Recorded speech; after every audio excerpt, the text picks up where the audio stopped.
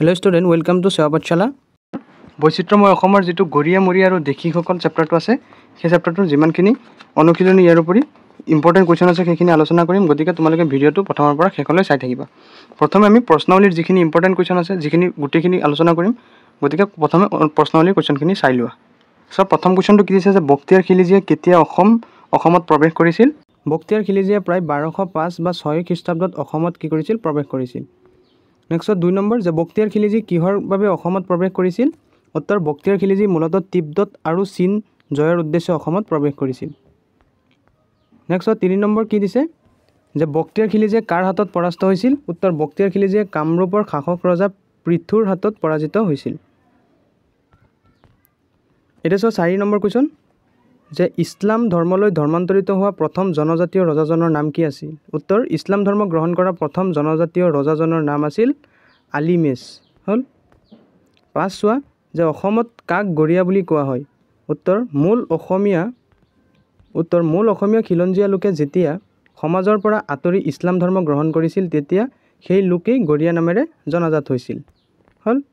এছা 6 যে আহোম ৰাজত্বকাললৈ অসমত একাংশ খিলঞ্জীয়া লোকে ইছলাম ধৰ্ম গ্ৰহণ কৰাৰ কাৰণ দুটা বৰ্ণনা কৰা উত্তৰ অসমলৈ অহা পীৰসকলৰ ধৰ্মীয় বাণীৰ প্ৰভাৱত বহুতে ইছলাম ধৰ্ম গ্ৰহণ কৰিছিল খোৱা যে যুদ্ধত বন্দী হৈ থকা কিছুমান লোক অসমত স্থায়ী হৈ পৰি স্থানীয় হিন্দু কন্যাৰ সৈতে বিবাহ কৰাৰ ফলত ইছলাম ধৰ্ম গ্ৰহণ কৰিছিল দেখক 7 নম্বৰ কোৱেশ্চন যে মৰিয়া আৰু দেশী জনগোষ্ঠীৰ বিষয়ে বৰ্ণনা কৰা উত্তৰ মৰিয়াসকল আহোম ৰাজ্যকালত কাঁহ পিতলৰ ব্যৱসায়ৰ সৈতে জড়িত ইছলাম ধৰ্মীয় লোকে মৰিয়া নামেৰে পৰিচিত হৈছিল তেওঁলোকৰ বসতি নগাঁও উজনি অসম হাজো আদি ঠাইত দেখা যায় ইয়াৰ পিছত দেশীয়াসকল চোৱা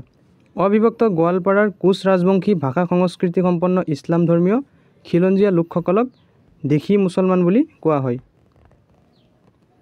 নেক্সট 8 নম্বৰ চমুটোকা লিখিব দিছে যে বাঘ হাজৰিকা প্ৰকৃত নাম হ'ল ইছমাইল সিদ্দিকী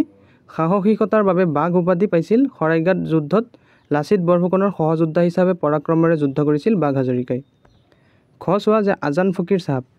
উত্তৰ ইছলাম ধৰ্ম প্ৰচাৰ কৰিবলৈ অসমত আহিছিল আজান ফকীৰ তেওঁৰ আসল নাম হ'ল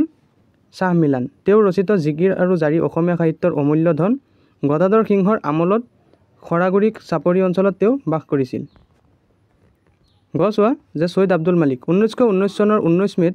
জন্ম হৈছিল সৈয়দ আব্দুল মালিকৰ তেখেত আছিল অসমীয়া সাহিত্যৰ এক গুণী সাহিত্যিক বহু গল্প উপন্যাস নাটক গৱেষণা কৰিছিল অঘৰী আত্মাৰ কাহিনীৰ বাবে সাহিত্য একাডেমী বঁটা লাভ কৰিছিল সৈয়দ আব্দুল মালিকে পদ্মশ্ৰী আৰু পদ্মভূষণ সন্মানিত হৈছিল ঘোষৱা নবাব ছেহিদুৰ ৰহমান আজাদ হিন্দ ফৌজৰ এগৰাকী অসমীয়া নেতা আছিল নবাব ছেহিদুৰ ৰহমান স্বাধীনতা আন্দোলনত যোগদান কৰিছিল তেখেতে আৰু 1945 চনৰ 31 মাৰ্চত দ্বিতীয় মহাযুদ্ধৰ সময়ত বোমা বৰ্ষণত তেওঁৰ মৃত্যু হৈছিল